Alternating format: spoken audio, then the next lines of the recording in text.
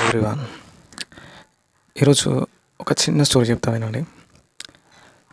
ఒక బర్డ్ వచ్చేసి ఒక గూడు పెట్టిపోయింది.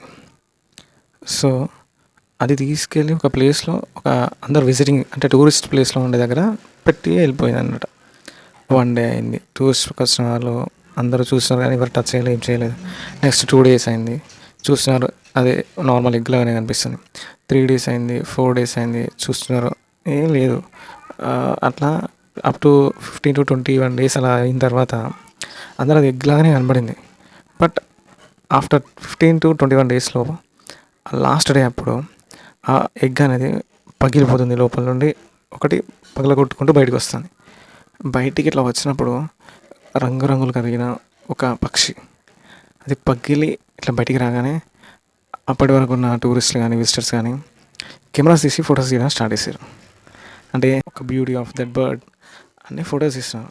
ఇక్కడ అర్థం ఏంటిదనంటే, when you are giving effort, when you are doing hard work, నువ్వు ఎప్పుడైతే ఒక దానికోసం నువ్వు ప్రయత్నం చేస్తూ ఉంటావో, కష్టపడుతూ ఉంటావో, అది నీకు రిజల్ట్ చూపించకపోవచ్చు, అది ఎవరికి కనబడకపోవచ్చు, బట్ ఇన్నర్గా అది డెవలప్ అవుతూ ఉంటుంది, ఇన్నర్గా చేంజ్ అవుతూ ఉంటుంది.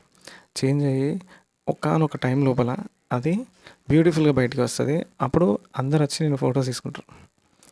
ఆ లెవెల్లో ఉంటుంది అన్నమాట. So don't stop your efforts and don't give up. And ఇంకో థింగ్ ఏంటిదంటే, బ్యాంబూ ట్రీస్ ఉంటాయి. బ్యాంబూ ట్రీ కూడా ఒక 5 years వరకు లోపలికే పెరుగుతుంది. పెరిగి ఎక్కడైతే ఒక వాటర్ సోర్స్ అనేది దానికి దొరుకుతుందో, ఆ వాటర్ సోర్స్ దొరికిన తర్వాత వితిన్ 2 to 3 weeks లోపలనే అది ఒక 60 feet హైట్, అంత హైట్ పెరిగిపోతుంది. అంటే మరి ఆ 4 years ఏమైంది? అది డెవలప్ చేసుకుంటుంది తన లోపల. సో మనం ఇప్పుడు మనకి రిజల్ట్ రావట్లేదు అని అంటే, నాట్ వరీ అబౌట్ ఎనీథింగ్, మనం డెవలప్ అవుతున్నాం. సో దెన్ ఒకానొక టైంలో we will grow like that. So all the very best. Don't give up, never give up.